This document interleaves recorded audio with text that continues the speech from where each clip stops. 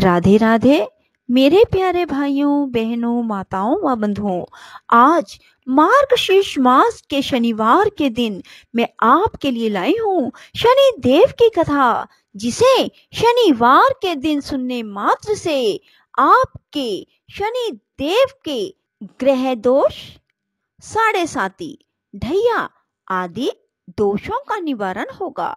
शनि देव की आप पर अपार कृपा होगी। बंधुओं, यदि आपने हमारे चैनल को अब तक सब्सक्राइब नहीं किया तो जरूर करें और बेल आइकन दबाना ना भूलें, ताकि आपको हमारी आने वाली सभी वीडियोस की जानकारी सबसे पहले हो सके। बंधुओं, वीडियो को पूरी सुनने के बाद कमेंट बॉक्स में जय शनिदेव महाराज जरूर लिखें। बोलो शनिदेव महाराज की जय हो। नारद जी ने पूछा, सूर्यश्रेष्ठ, शनिश्चर की दी हुई पीड़ा कैसे दूर होती है, यह मुझे बताइए। महादेव जी बोले, देव ऋषि सुनो, ये शनिश्चर देवताओं में प्रसिद्ध काल रूपी महान ग्रह है। इनके मस्तक पर जटा है, शरीर में बहुत से रोए हैं और ये दानवों को भय पहुंचाने वाले हैं। पूर्व काल की बात है, रघुवंश में दशरथ नाम के एक बहुत प्रसिद्ध राजा हुए। वे चक्रवर्ती सम्राट महान वीर सातों द्वीपों के स्वामी थे। उन दिनों ज्योतिषियों ने यह जानकर कि शनिश्चर कृतिका के अंत में जा पहुंचे हैं, राजा को सूचित किया, महाराज इस समय शनि रोहिणी का भेदन करके आगे बढ़ेंगे। यह अत्यंत उग्र शाकट भेद नामक योग है, जो देवताओं और असुरों के लिए भी भयंकर है। इससे 12 वर्षों तक संसार में अत्यंत भयानक दुर्भिक्ष फैलेगा। यह सुनकर राजा ने मंत्रियों के साथ विचार किया और वशिष्ठ जी आदि ब्राह्मणों से पूछा, द्विजवरों बताइए, इस संकट को रोकने का यहाँ कौन सा उपाय है। वशिष्ठ जी बोले, राजन, यह रोहिणी प्रजापति ब्रह्मा जी का नक्षत्र है।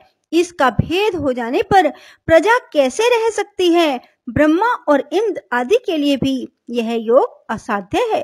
महादेव जी कहते हैं, नारद, इस बात पर विचार करके राजा दशरथ ने मन में महान साहस का संग्रह किया और दिव्य अस्त्रों सहित दिव्य धनुष लेकर रथ पर आरूढ़ हो बड़े वेग से वे नक्षत्र मंडल में गए। रोहिणी पृष्ठ सूर्य से 1.25 लाख योजन ऊपर है। वहां पहुंचकर राजा ने धनुष को कान तक खींचा और उस पर संहार अस्त्र का संधान किया। वह अस्त्र देवता और असुरों के लिए भयंकर था। उसे देखकर शनि कुछ भयभीत हो हंसते हुए बोले, राजेंद्र, तुम्हारा महान पुरुषार्थ शत्रु को भय पहुंचाने वाला है। मेरी दृष्टि में आकर देवता, असुर, मनुष्य, सिद्ध, विद्याधर और नाग सब भस्म हो जाते हैं, किंतु तुम बच गए। अतः महाराज, तुम्हारे तेज और पौरुष से मैं संतुष्ट हूँ। वर मांगो, तुम अपने मन से जो कुछ चाहोगे उसे अवश्य दूंगा। दशरथ ने कहा, शनिदेव, जब तक नदियां और समुद्र हैं, जब तक सूर्य और चंद्रमा सहित पृथ्वी कायम है, तब तक आप रोहिणी का भेदन करके आगे ना बढ़ें। साथ ही कभी 12 वर्षों का दुर्भिक्ष ना करें। शनि बोले, एवं अस्तु। महादेव जी कहते हैं, ये दोनों वर पाकर राजा बड़े प्रसन्न हुए। उनके शरीर में रोमांच हो आया। वे रथ के ऊपर धनुष डाल हाथ जोड़ शनि देव को इस प्रकार स्तुति करने लगे।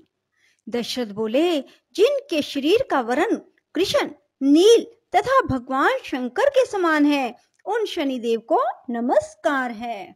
जो जगत के लिए काल अग्नि एवं कृतांत रूप है, उन शनिदेव को बारंबार नमस्कार है। जिनका शरीर कंकाल है, जिनकी दाढ़ी मूछ और जटा बड़ी हुई है, उन शनिदेव को प्रणाम है। जिनके बड़े बड़े नेत्र, पीठ में सटा हुआ पेट, भयानक आकार है, उन शनिदेव को नमस्कार है। जिनके शरीर का ढांचा फैला हुआ है, जिनके रोए बहुत मोटे हैं, जो लंबे चौड़े किंतु सूखे शरीर वाले हैं, जिनकी दाढ़ें काल रूप हैं, उन शनिदेव को बारंबार प्रणाम है।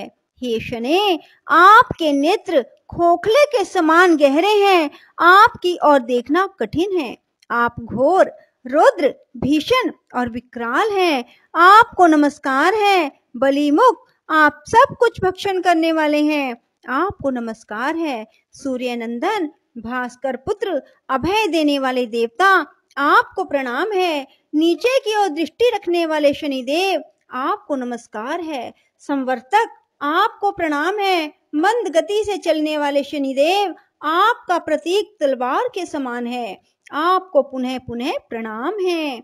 आपने तपस्या से अपने देह को दग्ध कर दिया है। आप सदा योगाभ्यास में तत्पर, भूख से आतुर और अतृप्त रहते हैं। आपको सदा सर्वदा नमस्कार है। ज्ञान नेत्र, आपको प्रणाम है। कश्यप नंदन, सूर्य के पुत्र शनिदेव, आपको नमस्कार है।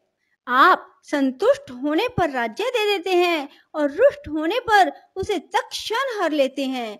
देवता, असुर, मनुष्य, सिद्ध, विद्याधर और नाग, ये सब आपकी दृष्टि पड़ने पर समूल नष्ट हो जाते हैं।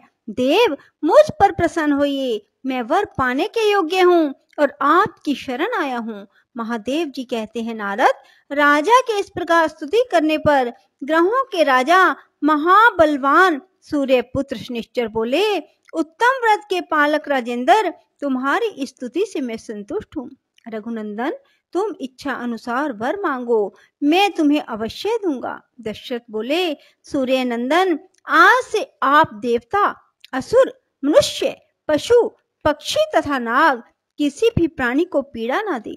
शनि ने कहा, राजन, देवता, असुर, मनुष्य, सिद्ध, विद्याधर और राक्षस, इनमें से किसी के भी मृत्यु स्थान, जन्म स्थान, चतुर्थ स्थान में मैं रहूं तो उसे मृत्यु का कष्ट दे सकता हूँ, किंतु जो श्रद्धा से युक्त, पवित्र और एकाग्रचित हो, मेरी लोहमयी सुंदर प्रतिमा का शमी पत्रों से पूजन करेंगे, तिल मिश्रित उड़द भात, लोहा, काली गाय या काला वृक्ष ब्राह्मण को दान करेंगे, विशेषतः मेरे दिन को इस स्तोत्र से मेरी पूजा करेंगे, पूजन के बाद हाथ जोड़कर मेरे स्तोत्र का जप करेंगे, उसे मैं कभी भी पीड़ा नहीं दूंगा।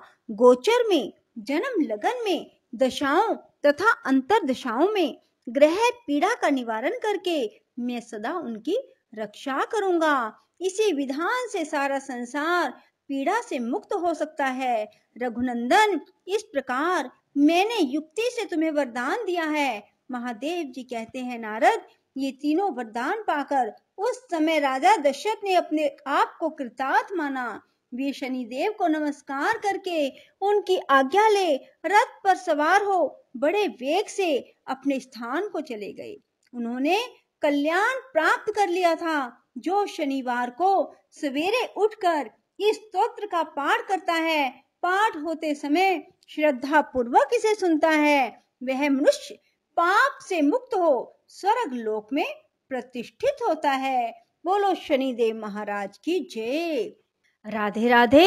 जय श्री कृष्णा। बंधुओं, यदि आपको हमारी वीडियो पसंद आए तो इसे लाइक करें और शेयर भी जरूर करें। धन्यवाद।